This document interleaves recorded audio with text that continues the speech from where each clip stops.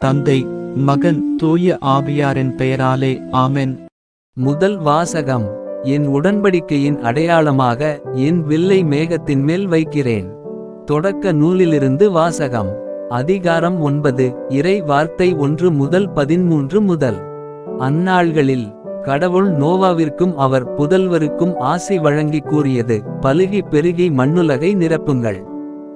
மண்ணுலகின் விலங்குகள், வானத்து பறவைகள், நிலத்தில் ஊர்வன, கடலின் மீன்கள் அனைத்தும் உங்களுக்கு அஞ்சி நடுங்கட்டும். அவை உங்கள் கைகளில் ஒப்படைக்கப்பட்டுள்ளன. நடமாடி உயிர் வாழும் அனைத்தும் உங்களுக்கு உணவாகட்டும். உங்களுக்கு பசுமையான செடிகளை உணவாக தந்தது போல இவை எல்லாவற்றையும் தருகிறேன். இறைச்சியை அதன் உயிராகிய இரத்தத்தோடு உண்ணாதீர்கள். உங்கள் உயிராகிய இரத்தத்திற்கு நான் ஈடு கேட்பேன். உயிரினம் ஒவ்வொன்றிடமும் மனிதர் ஒவ்வொருவரிடமும் நான் ஈடு கேட்பேன். மனிதரின் உயிருக்காக அவரவர் சகோதரரிடம் உயிரை நான் ஈடாக கேட்பேன். ஒரு மனிதரின் இரத்தத்தை எவர் சிந்துகிறாரோ அவரது இரத்தம் வேறொரு மனிதரால் சிந்தப்படும். ஏனெனில் கடவுள் மனிதரை தம் உருவில் உண்டாக்கினார். நீங்கள் பலுகி பெருகி பன்மடங்காகி மண்ணுலகை நிரப்புங்கள். கடவுள் நோவாவிடமும் அவருடனிருந்த அவர் புதல்வரிடமும் கூறியது: இதோ, நான் உங்களோடும் உங்களுக்கு பின்வரும் உங்கள் வழி மரபினரோடும் பேழையிலிருந்து வெளிவந்து உங்களோடிருக்கும் உயிரினங்கள், பறவைகள், கால்நடைகள், நிலத்தில் உங்களுடன் உயிர் வாழும் விலங்கினங்கள் எல்லாவற்றோடும் மண்ணுலகில் உள்ள எல்லா உயிர்களோடும் என் உடன்படிக்கையை நிலைநாட்டுகிறேன். உங்களோடு என் உடன்படிக்கையை நிறுவுகிறேன். சதையுள்ள எந்த உயிரும் வெள்ளப் பெருக்கால் மீண்டும் அழிக்கப்படாது. மண்ணுலகை அழிக்க இனி வெள்ளப் பெருக்கு வரவே வராது. அப்பொழுது கடவுள் எனக்கும் உங்களுக்கும் உங்களுடன் இருக்கும் உயிருள்ள எல்லாவற்றிற்கும் இடையே தலைமுறைதோறும் என்றென்றும் இருக்கும்படி நான் ஏற்படுத்திய உடன்படிக்கையின் அடையாளமாக என் வில்லை மேகத்தின் மேல் வைக்கிறேன். எனக்கும் மண்ணுலகுக்கும் இடையே உடன்படிக்கையின் அடையாளமாக இது இருக்கட்டும் என்றார். இது ஆண்டவரின் அருள்வாக்கு. பதிலுரை பாடல். பல்லவி. ஆண்டவர் விண்ணுலகினின்று வையகத்தை கண்ணோக்கினார். வேற்றினத்தார் ஆண்டவரின் பெயருக்கு அஞ்சுவர். பூவுலகின் மன்னர் யாவரும் அவரது மாட்சியை கண்டு மருள்வர். ஏனெனில் ஆண்டவர் சீயோனை கட்டியெழுப்புவார். அங்கு அவர் தம் மாட்சியுடன் திகழ்வார். திக்கற்றவர்களின் வேண்டுதலுக்கு அவர் செவி கொடுப்பார். அவர்களின் மன்றாட்டை அவமதியார். பல்லவி. ஆண்டவர் விண்ணுலகினின்று வையகத்தை கண்ணோக்கினார். இனி வரவிருக்கும் தலைமுறைக்கென இது எழுதி வைக்கப்படட்டும். படைக்கப்படவிருக்கும் மக்கள் ஆண்டவரை புகழட்டும். அவர் சிறைப்பட்டோரின் புலம்பலுக்கு செவிசாய்ப்பார். சாவுக்கென குறிக்கப்பட்டவர்களை விடுவிப்பார். ஆண்டவர் தம் மேலுலக திருத்தலத்தினின்று கீழே நோக்கினார். அவர் விண்ணுலகினின்று வையகத்தை கண்ணோக்கினார். பல்லவி. ஆண்டவர் விண்ணுலகினின்று வையகத்தை கண்ணோக்கினார்.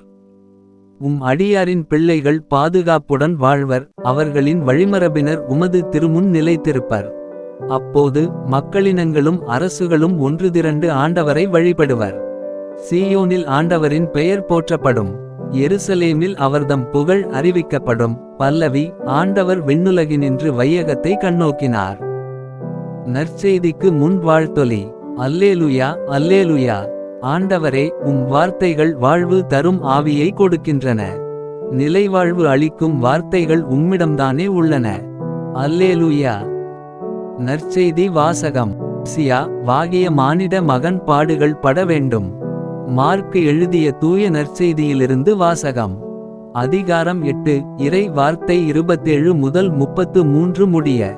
அக்காலத்தில் இயேசு தம் சீடருடன் பிலிப்பு செசரியாவை சார்ந்த ஊர்களுக்கு புறப்பட்டு சென்றார். வழியில் அவர் தம் சீடரை நோக்கி, நான் யார் என மக்கள் சொல்கிறார்கள் என்று கேட்டார். அதற்கு அவர்கள் அவரிடம், சிலர் திருமுழுக்கு யோவான் எனவும், வேறு சிலர் எலியா எனவும், மற்றும் சிலர் இறைவாக்கினருள் ஒருவர் எனவும் சொல்கின்றனர் என்றார்கள். ஆனால் நீங்கள் நான் யார் எனச் சொல்கிறீர்கள் என்று அவர் அவர்களை கேட்க, பேதுரு மறுமொழியாக, நீர் மெசியா என்று உரைத்தார். தம்மை பற்றி எவரிடமும் சொல்ல வேண்டாம் என்று அவர்களிடம் அவர் கண்டிப்பாய் கூறினார். மானிட மகன் பலவாறு துன்பப்படவும் மூப்பர்கள், தலைமை குருக்கள், மறைநூல் அறிஞர்கள் ஆகியோரால் உதறித் தள்ளப்பட்டு கொலை செய்யப்படவும் 3 நாள்களுக்குப் பின் உயிர்த்தெழவும் வேண்டும் என்று இயேசு அவர்களுக்கு கற்பிக்கத் தொடங்கினார். இதையெல்லாம் அவர் வெளிப்படையாகவே சொன்னார். பேதுரு அவரை தனியே அழைத்து கடிந்து கொண்டார். ஆனால் இயேசு தம் சீடர்கள் பக்கம் திரும்பிப் பார்த்து பேதுருவிடம், என் கண் முன் நில்லாதே சாத்தானே.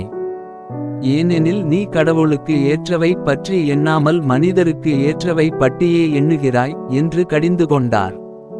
இது ஆண்டவரின் அருள்வாக்கு. உங்களுடைய பிரார்த்தனைகளையும் வேண்டுதல்களையும் நாளைய திருப்பலியில் ஒப்பு கொடுக்க விரும்புவோர் கீழ்காணும் மெயில் ஐடிக்கு உங்கள் வேண்டுதல்களை அனுப்பவும். அல்லது வீடியோவின் கீழ் கமெண்ட் செய்யவும். பிதா சுதன் பரிசுத்த ஆவியின் பெயராலே ஆமென். தின பிரார்த்தனைகளுக்காக லைக், சப்ஸ்கிரைப் மற்றும் பெல் ஐகானை கிளிக் செய்யவும்.